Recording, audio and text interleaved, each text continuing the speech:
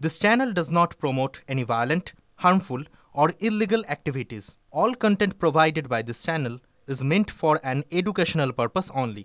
প্রত্যেকটা মানুষ তাদের সাহায্য করেছিলেন, আমরা নিজেদের খাবার ভাগ করে দিয়ে তাদেরকে রক্ষা করেছিলাম।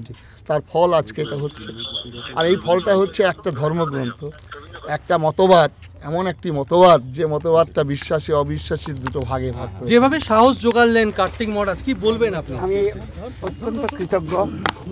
আমরা যে কাজগুলো করছি মানবাধিকারের ছায়াতলে, আমি একজন সুপ্রিম কোর্টের আইনজীবী হিসাবে আমি আজকে অভিভূত হয়েছি।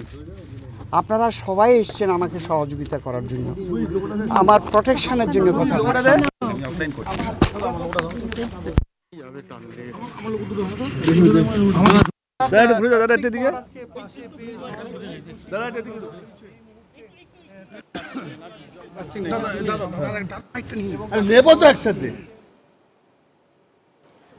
আপনারা এই মুহূর্তে দেখতে পাচ্ছেন যে ছবি, কার্তিক মহারাজ দেখা করতে গেছেন চিন্ময় কৃষ্ণ প্রভুর আইনজীবী রবীন্দ্র ঘোষের সঙ্গে শুভেচ্ছা বিনিময় চলছে। এবং কিছুক্ষণ আগে যে কথা বলছিলেন রবীন্দ্র ঘোষ, যে তিনি যেভাবে তাকে সাহস জোগানো হয়েছে তিনি আপ্লুত।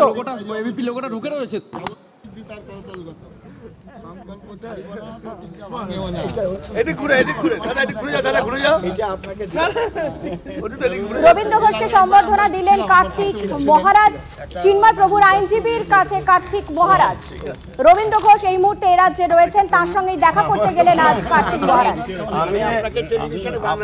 আপনার লড়াই, আমরা তো এই দেশে থেকে বাংলায় মনে হচ্ছে কবে বাংলা আলাদা হয়ে যাবে তার জন্য লড়ছি। আপনি অন্য মানে বাংলাদেশে থেকে বাংলাদেশের অত্যাচারের বিরুদ্ধে লড়ছেন। আপনাদের লড়াই আমাদের থেকে অনেক হাজার।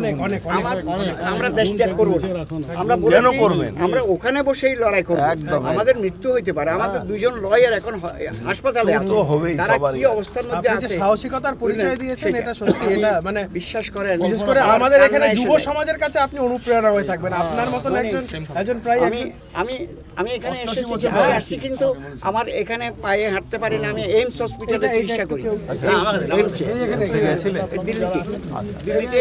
আমি এখানে আবার একটা এইমস খুলেছে, এখানে আছে, কোনো অসুবিধা হলে আমাকে বলবেন। এইমস খুলেছেন, ওখানেও গিয়েছি।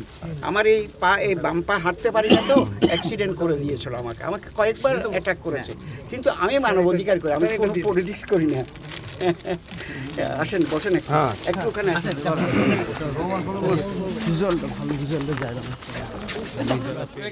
একটু সামনে দিয়ে ফাঁকা করে দাও, একটু সামনে করে দাও।